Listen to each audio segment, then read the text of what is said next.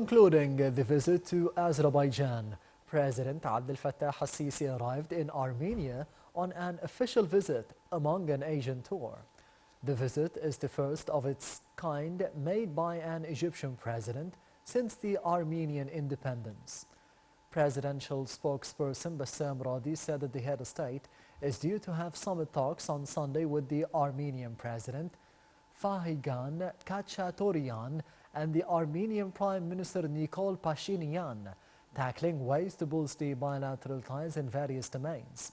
Rodi added that the visit comes within the historic relations that bind Egypt and Armenia, which did not stop at the official levels, as Egypt was the first Arab country to hold diplomatic ties with Armenia since its independence.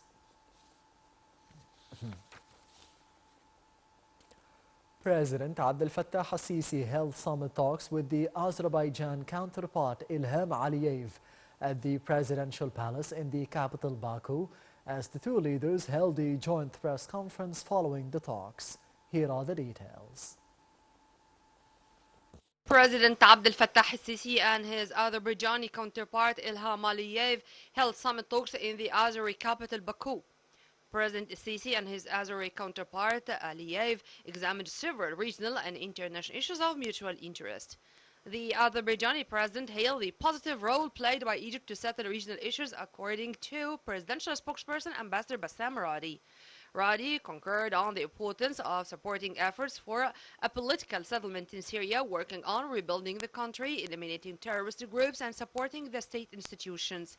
They emphasized the necessity of preserving the territorial integrity of Syria, realizing the legitimate aspirations of the Syrian people, and ending their human sufferings. As for Libya, President al-Sisi reviewed Egypt's vision for a settlement in Libya and the efforts exerted in this regard to support the political, constitutional, and economic tracks. The discussion covered the repercussions of the Russian-Ukrainian conflict and the latest updates on the Palestinian cause.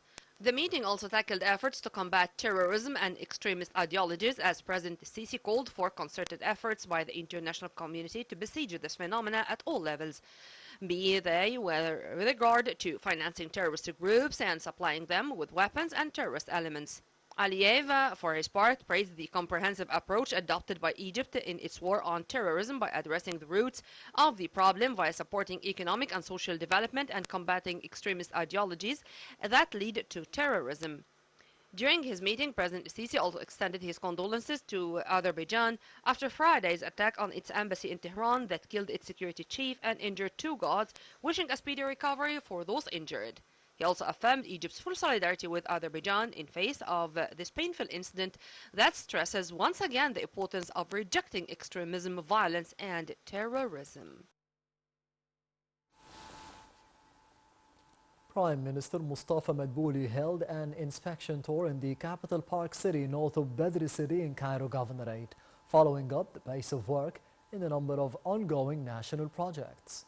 The Prime Minister was accompanied by the Minister of Housing, Asim Al-Ghazzar, and a number of executives. Al-Ghazzar said that the capital parks is a fourth-generation city, including different housing complexes, services zones, as well as the industrial zones and the investment projects, in addition to the logistical zones and the green areas. Wrapping up the tour, the Prime Minister held a press conference in which he assured the Egyptian people that the state is exerting the utmost efforts to overcome the current global crises.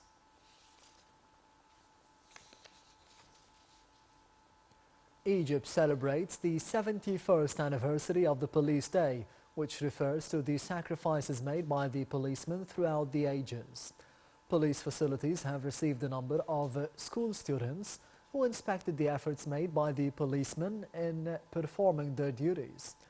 The policemen distributed presents among the visiting students as the latter congratulated them on the Police Day occasion. Students of the Police Academy visited a number of schools where they gave the school students some souvenirs and presents to commemorate the occasion.